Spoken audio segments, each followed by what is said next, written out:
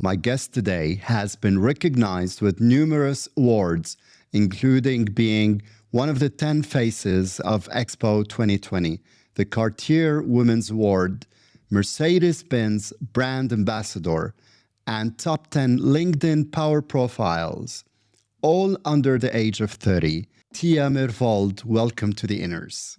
Bringing expertise everywhere, BEE.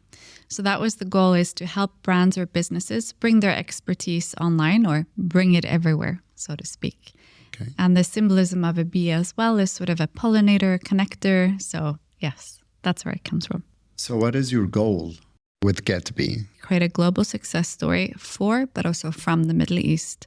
Can you share with us some of the personal challenges or struggles that you had to overcome to be where you are right now? You're getting rejected left, right, and center by potentially investors or clients, or there's a lot of challenges all at once, and they're not predictable.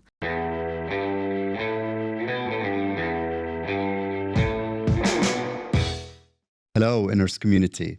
My guest today has been recognized with numerous awards, including being one of the 10 faces of Expo 2020, the Cartier Women's Award, Mercedes-Benz Brand Ambassador, and top 10 LinkedIn Power Profiles, all under the age of 30. She's the 2% of women who raised VC funds globally. With both Arab and Norwegian heritage, her international experience and perspective has shaped how she aims to scale global impact. She's an advocate for women and diversity in tech. Thea Myhrvold, welcome to the Inners. Thank you so much for having me. My pleasure. Thank you very much for taking the time and being with us.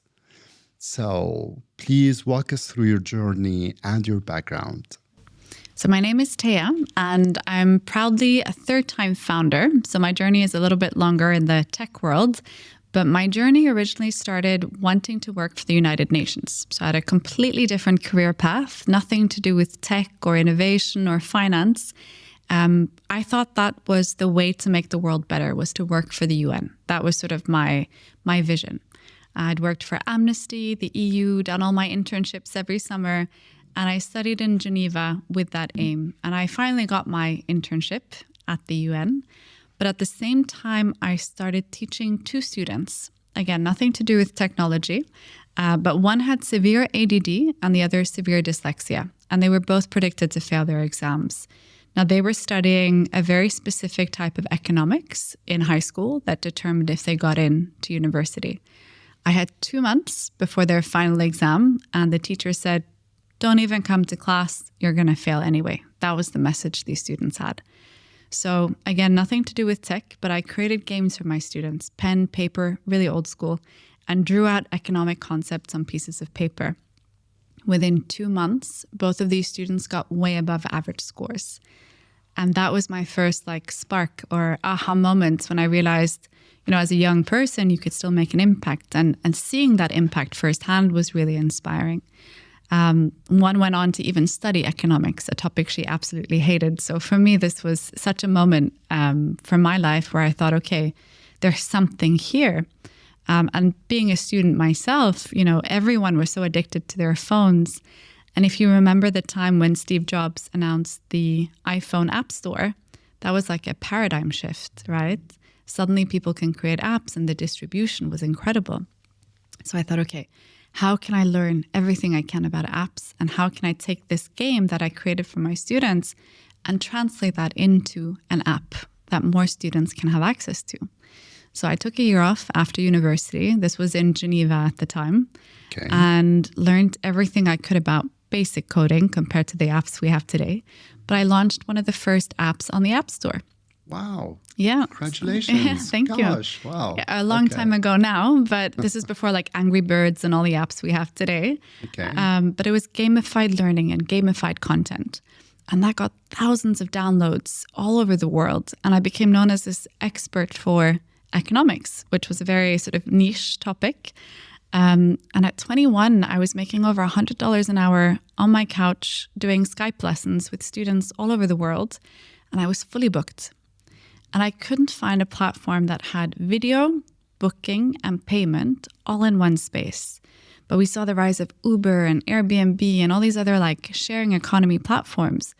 There wasn't one for learning, or where a teacher could actually set their own price as well, or create their own courses or content. This is, again, before COVID, right? Mm-hmm. So in 2013, 2014, I moved to Dubai. It was very important for me, also being born in Saudi Arabia, coming back to the region and creating something positive for and from the Middle East. That was very key. And Dubai was a great hub and setup to do that. So I built one of the first global marketplaces for learning called TeachMeNow.com. So we connected teachers and students truly all over the world. In fact, our first class was between a professor in Venezuela teaching a student in Saudi Arabia. Yeah. How interesting. And we didn't target either country. It sort of happened very organically. And we have even a single teacher who made over $200,000 teaching online through our platform, again, organically. So it was really exciting just to see how the world was connecting. People were creating their own courses and content, and students were truly learning all over the world. In a nutshell, this kept growing, and we were very lucky to also partner with Expo, and we were sort of featured as a part of Expo 2020 as well. So very proud to showcase that here in the UAE. And we were featured in different pavilions there too. So that was a big part of our journey.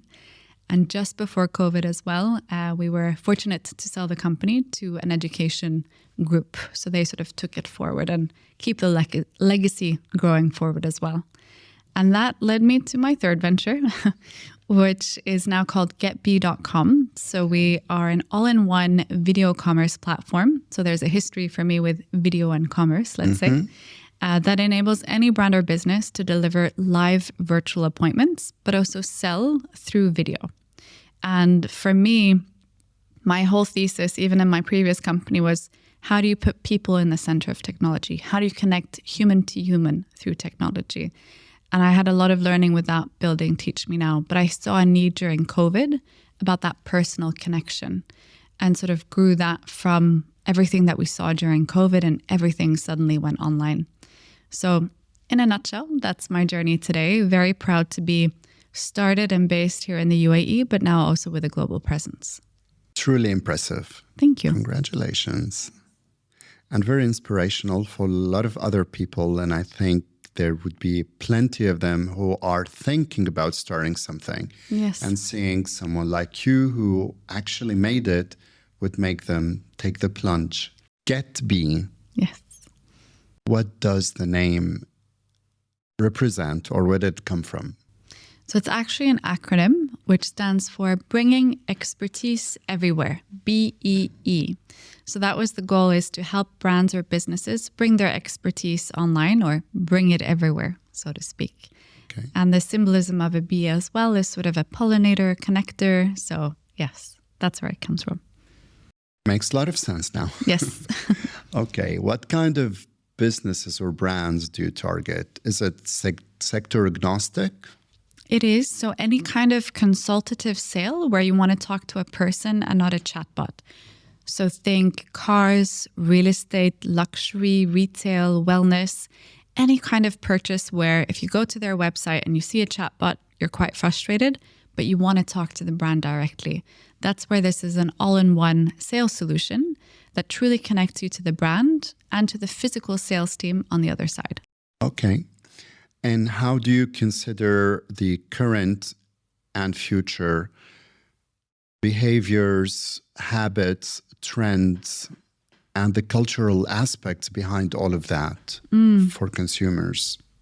So we saw a very interesting shift also during COVID, where we thought everything would just go online. Okay. But today, for example, in retail, only 20% of retail is on e-commerce. So it's still quite limited, even with all the e-commerce that we see today. But there's a big trend in retail and consumer behavior, which is called ROPO, Research Online, Purchase Offline.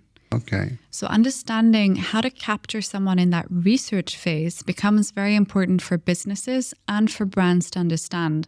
Where you're winning today is on experience.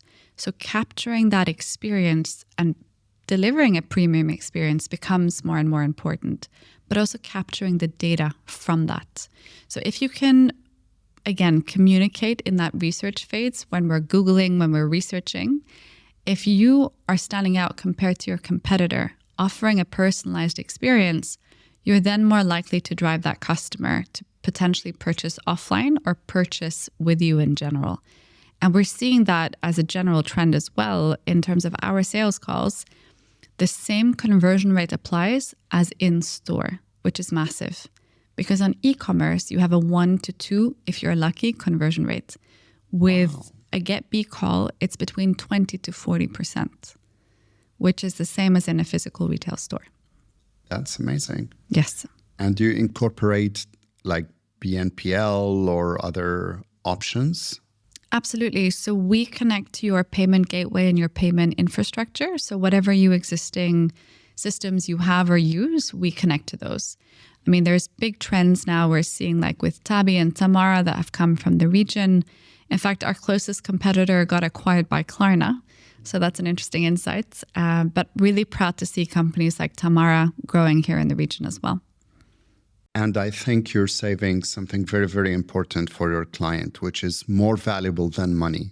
Yes. And that is time. Absolutely. How do you do that? I think, time is the ultimate luxury now, right? I was just in the mall this weekend and I realized this is why I don't go to the mall that often. It takes so much time.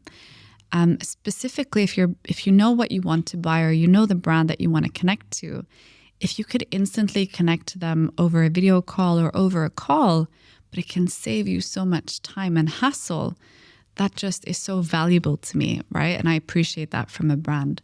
So I think, again, really understanding that time is a luxury and how to connect to your customers in this digital age where omni-channel and being omnipresent is important, right? Customers expect you to be able to connect in different channels in different ways, and not just physically. And you're acting somehow as a personal shopper. In a way, yes. But we enable the brands to become personal shoppers for their customers. So they advise them. Yes. You just facilitate the technology. Exactly. The seamlessness of the connection, the data, and the booking and everything else.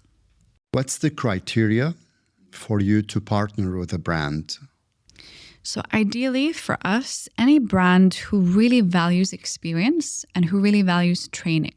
So for example, in retail, there are some brands where, as a salesperson, you can't even be on the sales floor unless you've gone through 6 months or even a year of training. So really brands who value that human connection, that experience, and that certain level of service, who invest in that, those are the brands we want to partner with and help them translate that into an online experience. Interesting. And what about AI, the tech part over here? There's a lot of dogma and controversy that it would be taking away jobs from people. So how do you see that fitting in all of these changes? I think that's a great question because AI is on everybody's mind at the moment, right? And we're seeing rapid changes across the board. I saw a demo, I don't know if you've seen this, of Tesla. There's like an AI that can sell you a Tesla now on a phone call. It's a great demo. It's a great sort of, I don't want to say gimmick, but it's a great sort of visual or audio, I guess, representation of what AI can do. But I think in this time and in this day and age, there's only so much that you can program. And there's still a value to a human conversation. There's still a value to trust that you can build online. So my thesis has always been, how can you connect people through technology? And how can you use technology to support and enable that expertise online? So with us, we're doing a lot around AI, but we're using AI to analyze the sales conversations and to truly understand, what questions do people have before they buy? This becomes super valuable, not just for the sales team, but the marketing team, the product team. You can feed that back. So there's a lot of actual honest conversation that you can now analyze because you're not recording a physical sales call, right? Like in a store, you're not recording the conversation. But here you can. So there are plenty of insights from that perspective. And ultimately, business is about people. And, selling, buying and selling, that hasn't changed for years, right? people buy from people. There's trust in buying from people that you like, people that you connect with. So that ultimately hasn't changed throughout history. So how can you transform that into a digital experience? I think any brand or business that believes that, business again is about people, those are the brands we want to work with. Very interesting perspective. How did you raise the funds through the VCs? Oh, that's a long question. I think we can talk for hours about that one. So VC funding, I think, is an art form in itself. Okay. Funding is one thing, but VC funding is very specific. So I think a lot of people, especially in the startup world, there's a lot of hype around getting funding. What I will say is that it's not for everyone. I think when you do the startup schools and the accelerators, people say, oh, you just create a pitch deck and then you're done, Okay. and then you can pitch to whoever and get funding. But there's so much more to think about than just saying, oh, I raised $1 million or whatever that KPI is. So for anyone who's looking to raise funding, I think it's really important to think about why, right? So why are you actually raising funding? What purpose is it for? Because if you raise $1 million today, a VC is expecting you to return it, not just $1 million, but 10x it or 100x it, whatever that is. So every fund has its own goals and KPIs to return the fund because they know that 90% of the startups will fail. So you have to have a very scalable model, a model that is either for IPO or acquisition. So there's a lot of criteria to think about before even talking to a VC and creating a pitch deck and all of these things. So having a business model that's scalable and sustainable now has become a KPI is very important. And I think there's been a big shakeup in the VC ecosystem, especially recently with the markets. Especially recently, there's been a big focus on sustainability versus just growth at all costs. Because if you looked at VC a few years ago, just before COVID, it was burn cash, grow as fast as you can, and get to a big size. Because if you're at that size, you can get acquired and so on. Now there's a big focus on profitability or sustainability in the model. So there are many elements to consider. And I would also advise for founders to interview the investors as well. This is a relationship. It's not just a quick buck. It's not something you get quickly and you never see them again. No, it's a relationship. You're building a relationship with the VCs that you work with. I like to think of it as, instead of who am I taking money from, who do I want to make money for? Because ultimately that's what you're doing. So finding the right partners who align with you on values, on mission, and who can also add value to you, that becomes really important. So I've been in a fortunate position where we've been quite selective with who we work with. I'm proud to say Magnus Olsen, the co-founder of Kareem, that sold to Uber, is one of our earliest angel investors. So I'm really proud to work with people like that. And that inspires me every day. Because at the end of the day, these are people that you want to make money for. Again, the matter of sharing values, this is the great basis, foundation, and that's what makes things go very long way, long term. But you mentioned sustainability. Do you refer about environmental sustainability, carbon footprint, or is it financial sustainable growth? I meant more financial sustainable growth. However, there are some funds that also now have ESG goals. Okay. Which is interesting. So that's become a KPI because VCs also have investors. They have what they call LPs or limited partners or family offices that invest in them. And they are the funds that are also now having certain KPIs or criteria for VCs. So there is a sort of impact lens that has started to come up.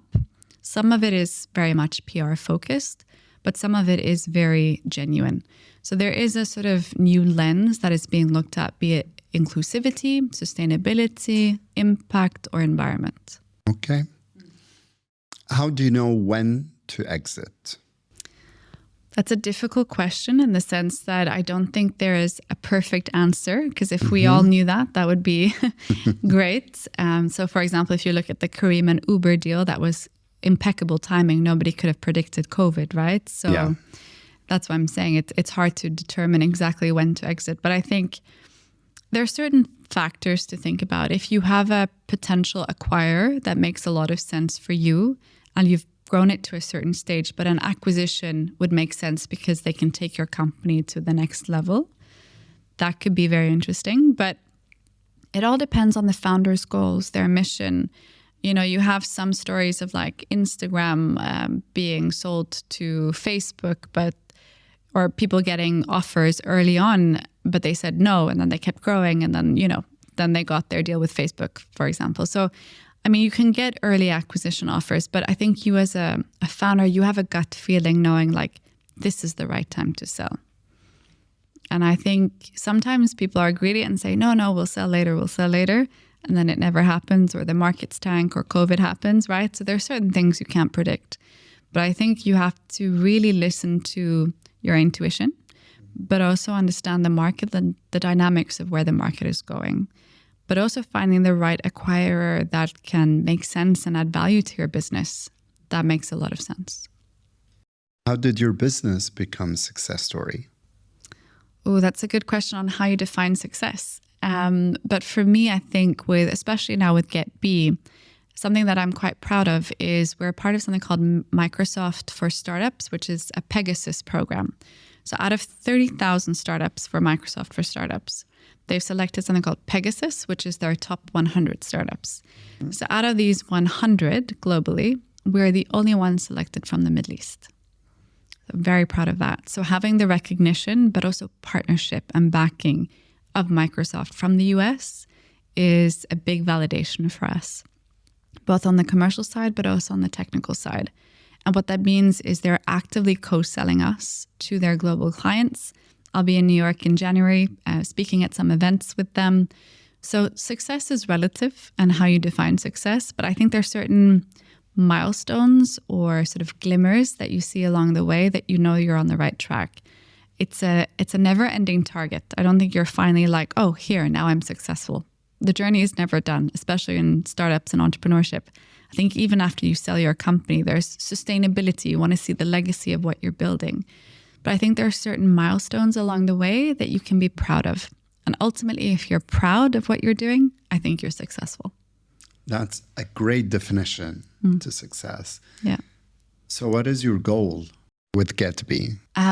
Again, going back to why I started my businesses, my goal has always been to create a global success story for, but also from the Middle East. And I think we've seen a lot of, in the tech world here, consumer-facing concepts. So Souk, Amazon, Careem, Uber. But I want to see more B2B software, SaaS exits and success stories as well. What's beautiful, I think, about what we're building is we're a SaaS, a software as a service. So we can deploy this and we have deployed this in America, South America, Europe, Middle East. We have global customers at a click of a button. So my goal is to grow it to a certain extent where we become an industry standard in what we're building, sort of like the Calendly for video commerce, and become that industry standard globally, and also prove that we can build technology and innovation for, but also from the Middle East. That is wonderful. And inspirational again. I wish to see more unicorns coming out of the region. Do we have any? We have a few. I mean, recently we just had, I believe it was Tabby that announced a fundraise that defines them now as a unicorn as well. So we're seeing a lot of buy now, pay later platforms growing. Also Tamara, they've raised a significant amount of money and very successful regionally. I think they became EBITDA positive within 3 years and have over 7 million users from Saudi within 3 years, which is an incredible growth journey. So I'm really proud to see the caliber of founders, the caliber of startups and tech that's really growing in the region. We've had some great exits with Uber, Careem, for example, but I think we're seeing the ecosystem now growing from those exits as well, and a higher caliber of VCs, because again, it's an ecosystem. We need both the VC ecosystem to grow and to raise their standards, but also the founders and the community and ecosystem on the startup side too. Can you share with us some of the personal challenges or struggles that you had to overcome to be where you are right now? So many. And I think based on your definition of success earlier, you can't have success without many failures. But I think also going back to what I was saying about success is if you can overcome those failures and keep going. because I think that's a big component to success.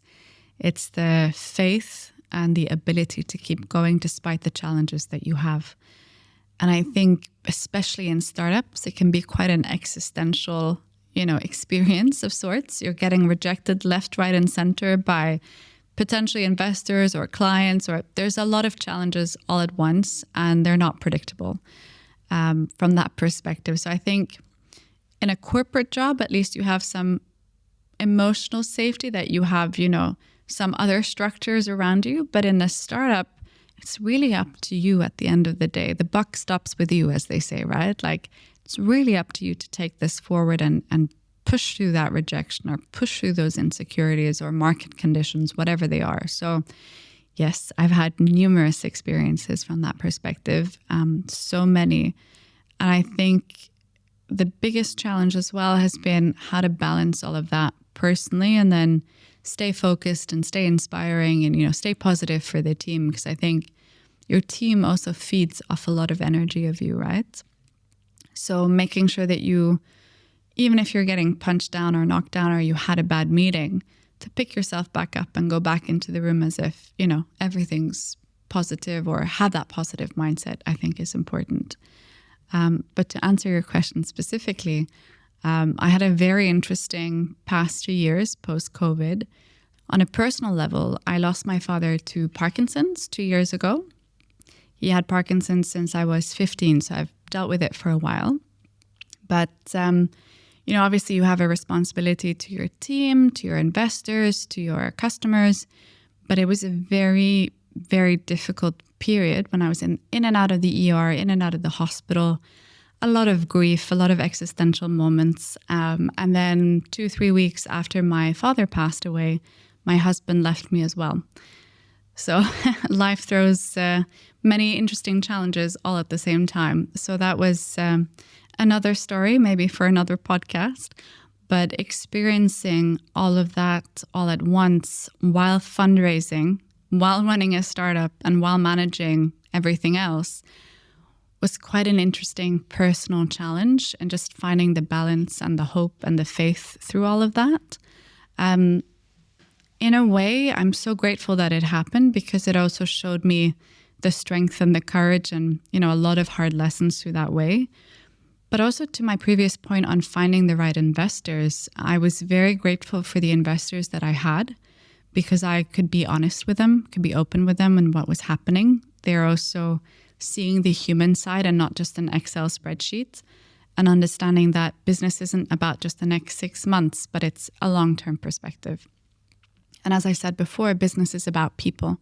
So also having that, vulnerability with your team, being transparent about, this is what I'm personally going through.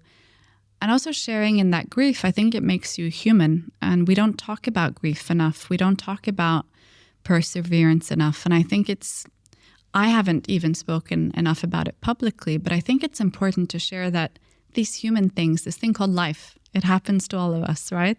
But it's how we navigate through it. And I think that's where your values also get tested, right? Your values aren't tested in times when things are good. They're tested when times are bad or challenging. But there's always so many learnings throughout this process. And I learned so much throughout my biggest, I won't call them failures, but challenges. And I'm really proud to see, how I navigated through them, but kept going. Because sometimes just keeping going is the hardest thing to do, but getting through it, but also making it, as you said, successful through it was very important to me, to not let that define me or to let that stop me. The level of your strength, determination, and resilience is admirable. Thank you. And the accomplishment are even more admirable after knowing all of the struggles that you had to overcome. Thank you. Back to business. Yes. Why did you decide to have your base of operations in Dubai? So it was very important for me, as I mentioned before, to create something positive for, but also from the Middle East. When I started my first company, which was the apps that I was telling you about before, over 10 years ago now, Dubai was at the forefront of innovation and technology, and even startups at the time although it was a smaller ecosystem than what we see today, I was considering other countries as well, like Saudi Arabia, where I'm born. But it was just the ease of setting up here was much faster, more streamlined. And there were some great initiatives back in those days as well, like In5, which is a government initiative. So it was really interesting to see how they attracted talent even so early on in the tech ecosystem. I mean, startups and innovation, it wasn't as popular as a buzzword as we see today. So for me, I was considering different countries as well, but Dubai was such an easy place to set up, but also from that perspective, such an interesting demographic to test on because you have people from all over living here. So from a tech perspective, you can hire very diverse talent, but you can also test on a very diverse demographic and population very quickly. And that sort of kept me here in my second and now my third business as well. It's such a great base where you can travel from. And I think once you achieve certain recognition or certain milestones, I've been very fortunate to be also recognized for a lot of the work that I've done. So having, for example, being showcased at Expo 2020 was a great achievement for us as well. Wonderful. Now we come to this part of the show. We're going to ask you about your take on these 8 concepts. Family. I wouldn't be here today without my family. And I'm so grateful for what I've learned through my family. So grateful for the strength that I have through my family. And as I mentioned before, when I was mentioning about my father, for example, I've learned so many different qualities, both through my father, but also seeing how my mother took care of my father and being the caregiver that she was for over 15 years, her mindset, her positivity, her strength, her courage as an Arab woman as well. I think there's so much that we learn culturally also from our family that I'm very proud of. So I'm very grateful for my family. That's the message that I'd love to send to them. It's beautiful. They should be very proud of you as well. Thank you. What about health? Health is wealth.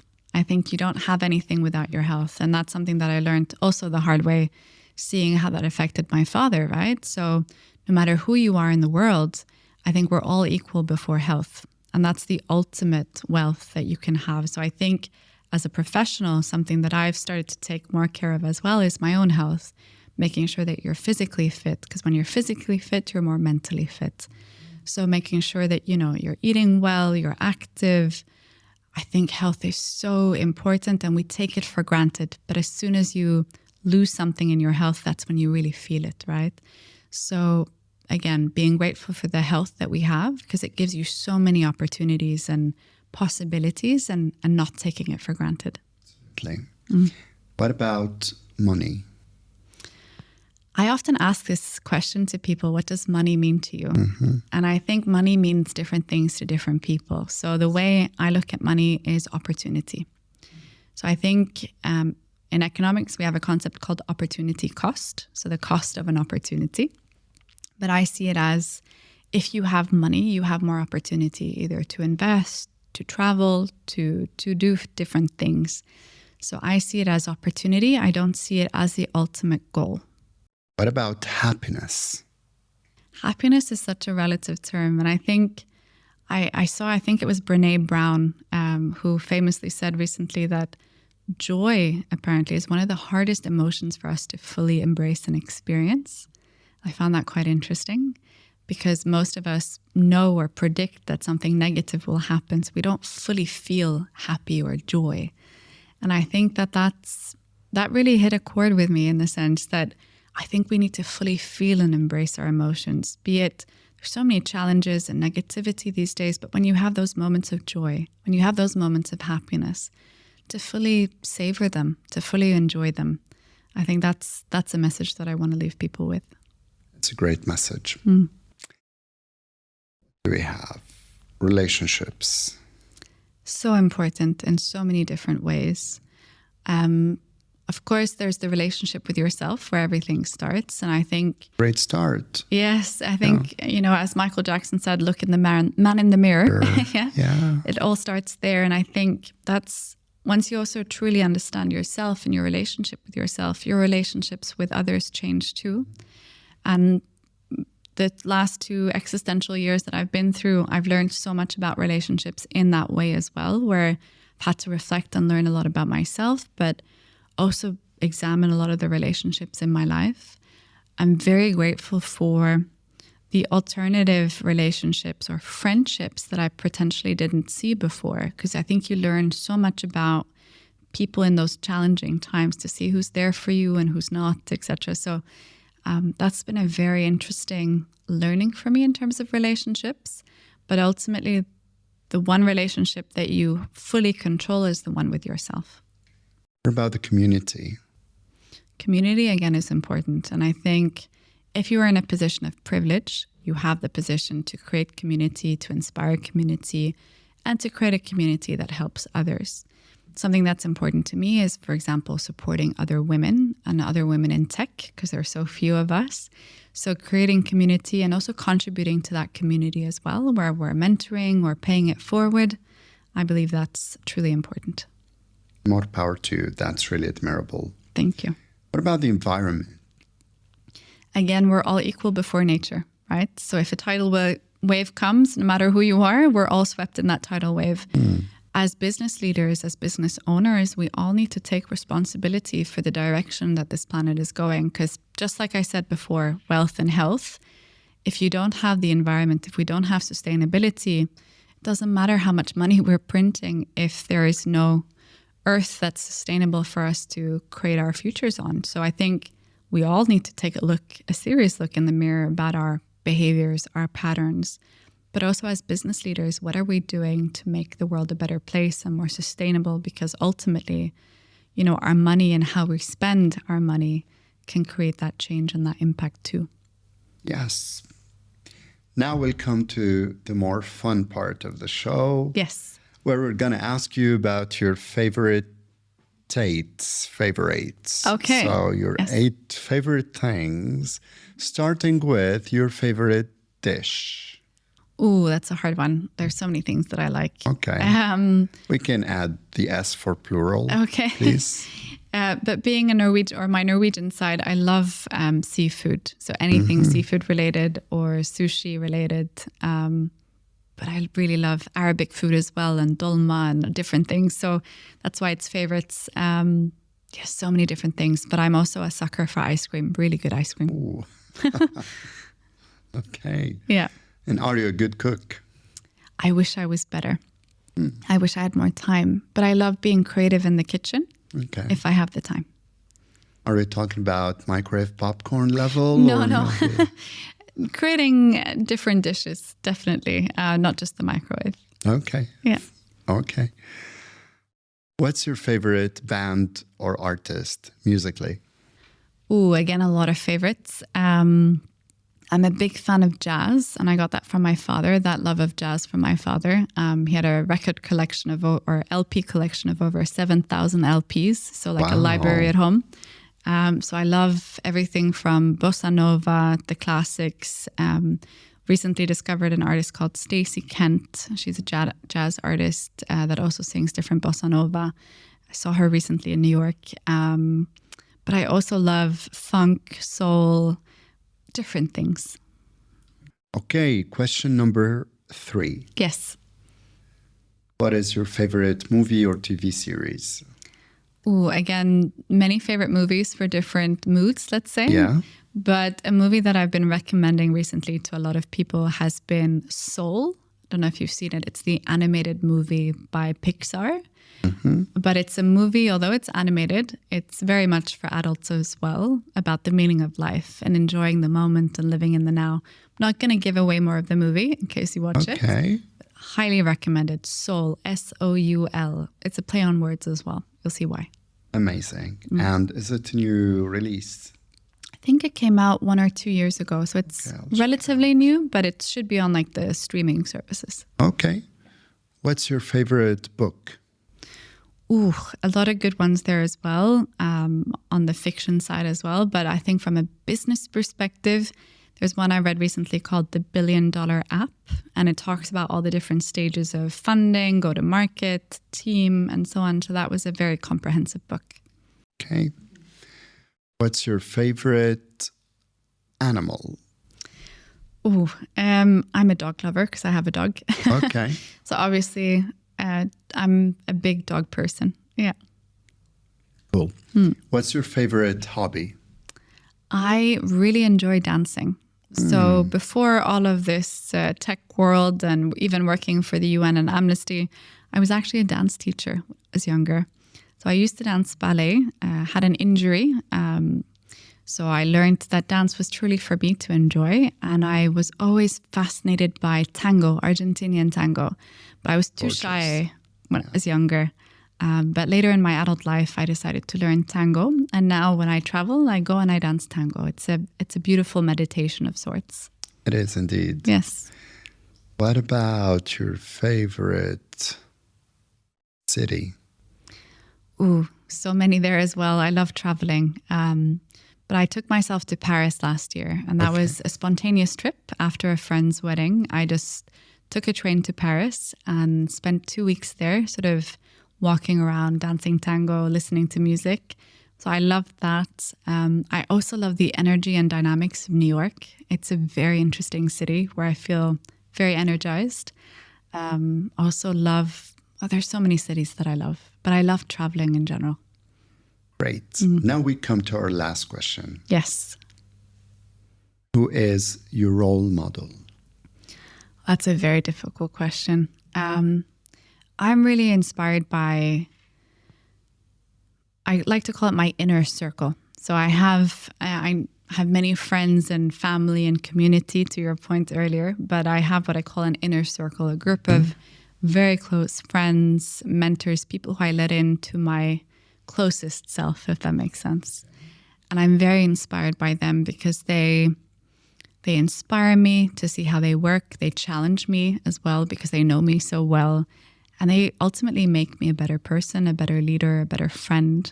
One of them, you've also interviewed on your podcast, Miss Sana Azam, founder of MENA Speakers. I'm very proud to see how she's grown, what she's building.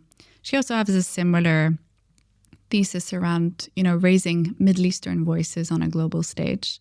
So I'm really proud to see women like that who are changing the world. And I'm so grateful to have friends and other female friends who are cheering for each other, because sometimes it can be competitive. But I've really found true friendship and partnership in people like Sana. So that really inspires me. Yeah, she's indeed a beacon of inspiration. Yes.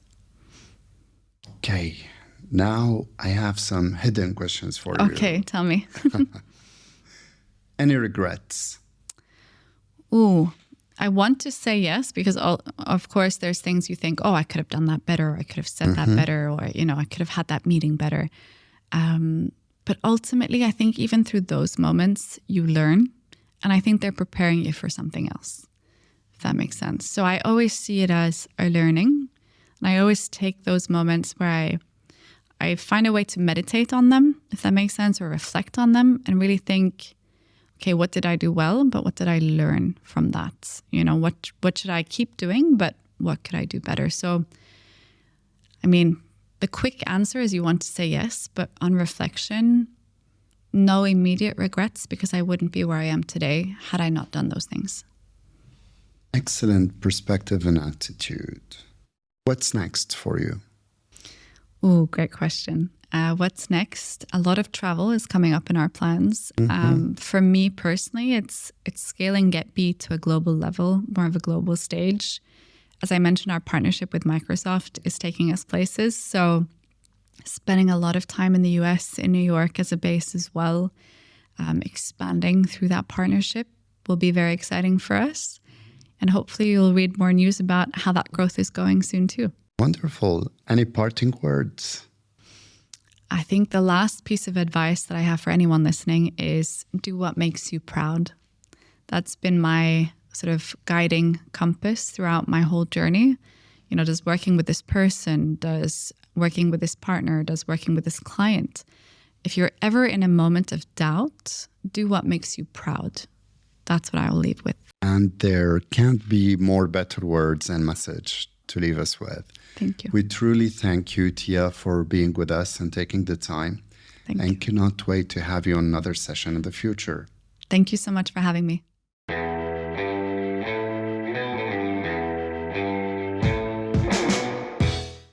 Hello, Inners community. Hope you enjoyed this session. We'd like to know your comments and thoughts. Most importantly, please do share the episodes and the micro content. The purpose of this podcast is to exchange experiences and share knowledge and raise awareness. So be part of the change, create your waves, let the ripple effect reach to everyone, where all of good action comes full circle. And please do remember to hit the like button and the subscribe button, and I'll see you next session.